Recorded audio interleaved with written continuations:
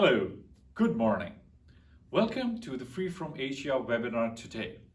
My name is Demirul Ikram, organizer of the Free from Virtual Summits.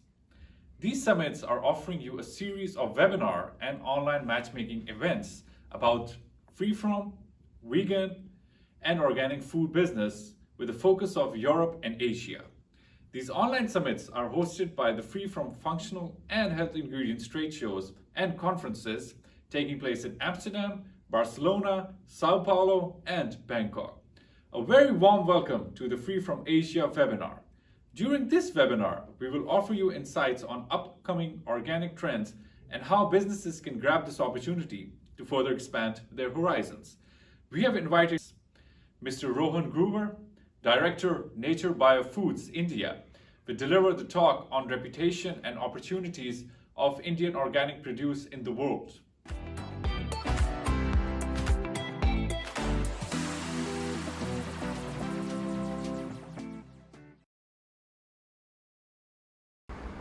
Hello friends, hi friends and colleagues from the food industry, from the organic fraternity. My name is Rohan Grover. I am one of the directors at Nature Biofoods and I co-manage this company, one of the leading supply chains of organic across the globe. Today I'll be talking about a little bit on the background of the company that I co-manage and of course the potential of organics from Asia, from India, and what we have done successfully, what we intend to do, and I believe what each one of us in the industry should look at in developing more and more awareness and feeding the organic growth of the West, I would say. Just talking about a little bit on the background of the company, we are a subsidiary of LT Foods. LT Food is one of the leading rice-based company out of India and very well placed globally. We have been into this business for last I would say 70-80 years. We started off in 1963. We have a couple of our valuable brands. Dawat Basmati rice is one of the leading and most valuable brand present across 65 countries. And Royal Basmati rice is in North America, holds about number one positions of the Basmati rice segment there. Nature Bio Foods used to be a 100% subsidy of LT Foods. Now it's also co-shared or a private equity is also involved in our company for managing the growth. We've been a part of this movement for last 25-26 years now, and we also have our own operations in US and in Europe. We have our subsidies, 100% subsidies there, wherein we bring the product sourced from India, other Southeast Asian countries, and bring this to US and Europe and take this further to our customers and distribute it there.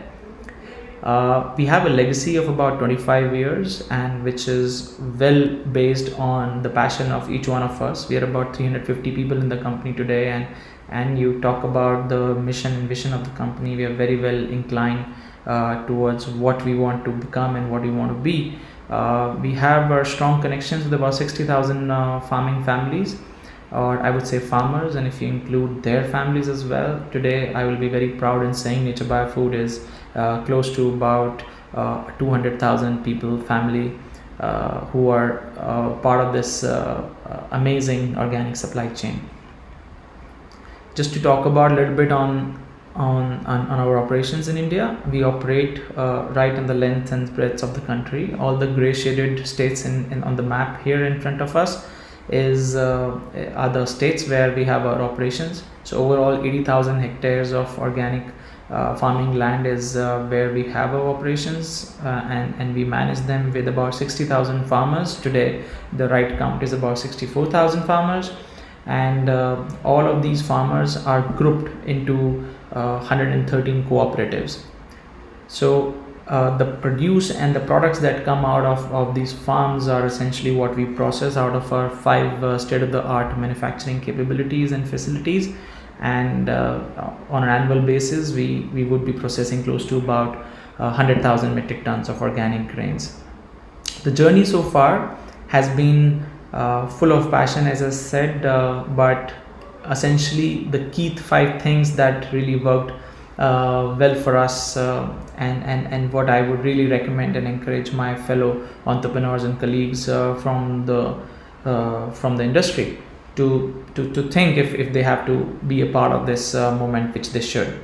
I think it's a strong focus on agriculture and farming is essentially what helped us. So not just be a part of the opportunities and do whatever you would want to do. I think essential is working very very closely with the farmers in the farming community and in agriculture.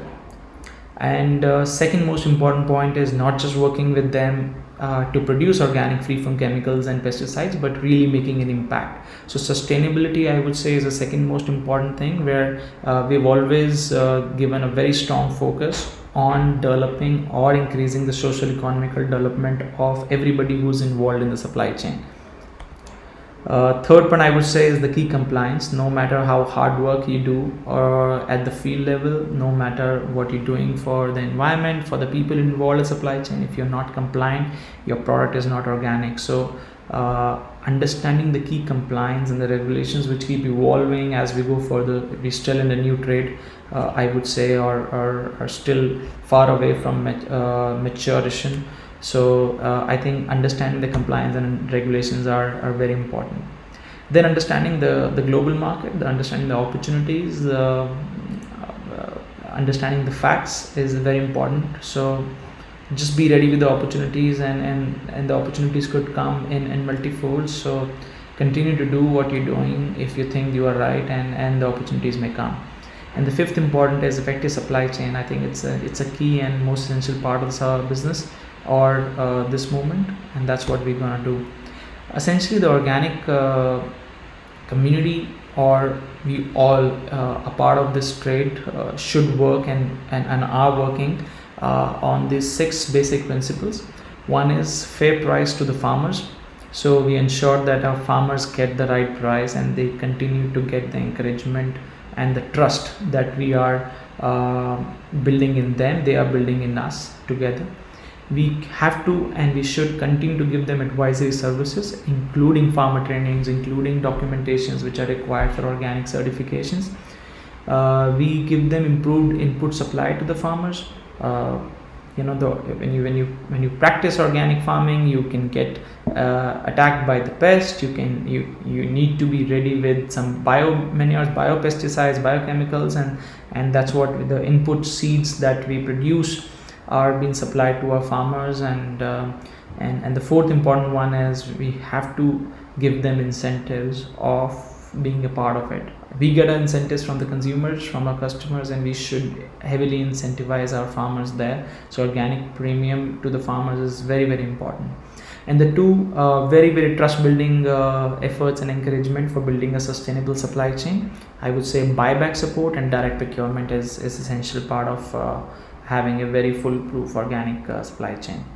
Well, all of our organic movement or anybody who is into this movement should and for sure are today working on all the aspects, and so are we. So plowing, sowing, crop management, to harvest, to farm produce, to bringing into our state-of-the-art facilities, to warehousing it in the best possible way, to processing it, product and consumer. So making it a very integrated and traceable supply chain.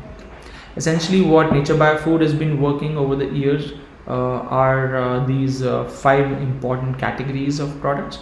Organic rice, we work in specialty rice, which are aromatic rices, basmati rice, also jasmine rice, and we bring this for a table product to our consumers and customers across US and Europe. And then we also work a lot in the ingredient sides of high protein rice, high amylose rice, so different varieties of rice used in different applications. Talking about organic pulses, red lentils, chickpeas and mung beans, all are very very strong organic product lists that are increasing across the world. Organic seeds, which includes soybean, oil seeds such as flaxseed, sesame seeds. The world is getting more encouraged to have these products under the organic label. So I think they are also very very important. in terms of the overall opportunities across organic. Then organic millets, hidden treasures in India. A lot of them originated from India, so of course having a lot of base there. We started about 2 years ago into organic millets, and organic nuts such as cashews and walnuts are also essential part of what Indian organics and nature biofoods together are offering to the world. Some of our key working where we are doing, so we are in India sourcing base. We also have a sourcing base in Thailand where we source our jasmine rices. Then we have in Africa where we source a lot of oil seeds from there. And then all of the you see the US and Europe is where we essentially bring all the products and further distribute it.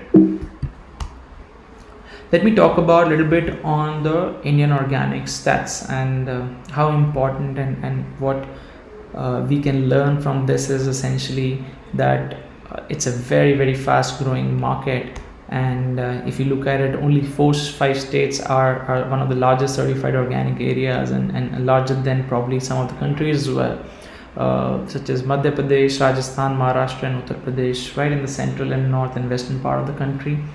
We were certified with, or I would say we had about 1.7 million tons of organic certified products in 17-18, which today have become already about 2.5 million tons. So enormous growth already that we have seen coming out of our farms here in India. And the major products are essentially oilseeds, sugarcane, cereals, millets, cotton, pulses, medicinal plants, tea, spices, dry fruits, vegetables, coffee and functional food products.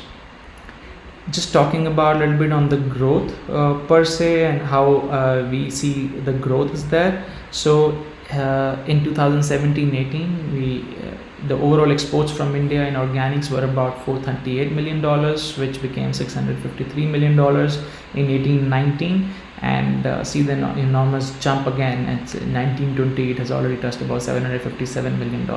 So right encouragement for somebody who's practicing organic to start off. It's still small. We believe that it should be many billion dollars industry in very near future to come. And all of this is essentially these stats here show the percentages of the products, which I would be able to show you in a little better way in my next slide. So if you see the overall growth, I would say rice is growing, other oil seeds are growing significantly, flour is almost stable. Soybean is degrowing from India, but essentially growing a big time on the soya meal, so essentially just replacing a raw product into the processed products. Then sugar is more or less stable. Then tea, coffee, everything, all the products put together from India, and essentially the categories that we closely watch are being grown. Now, understanding the two major importers and for the entire Asia, I would say, is US and Europe. So Europe is about 34%, North America is about 57% of the $757 million worth of export that happened from India. And top of the list is for Europe, it's tea and coffee is about 55 million, soybean meal is about 32, and 27 is seeds, and 23 million is sugar.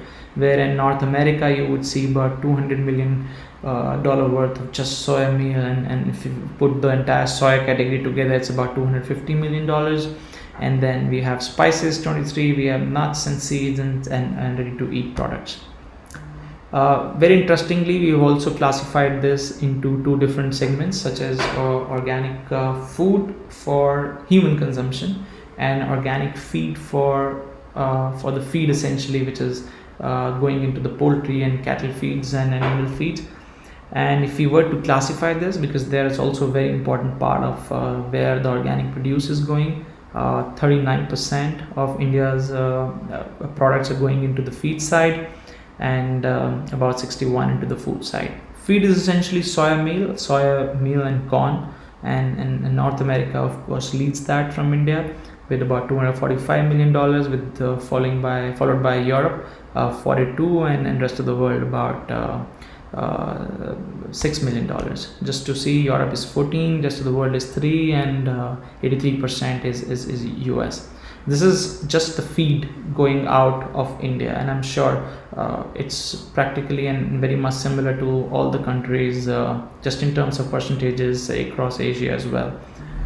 In terms of food categories, I would say total food business is divided about $463 million, with North America about 41, Europe is about 46%, and rest of the world is about 13%. So with these information, I think the very important part is what I really want to share with you is that Indian organics, so as the world organic is growing, there are immense opportunities that we all should look at and capitalize. Nature Biofoods is already doing our bit for as a responsible player of the industry to grow this category, and I would encourage all my colleagues and fellow entrepreneurs to join this movement, and wherever we have synergies, let's just join hands and take this forward. Thank you very much for having me here, everyone. It's been a pleasure. So thank you. Have a nice rest of the day.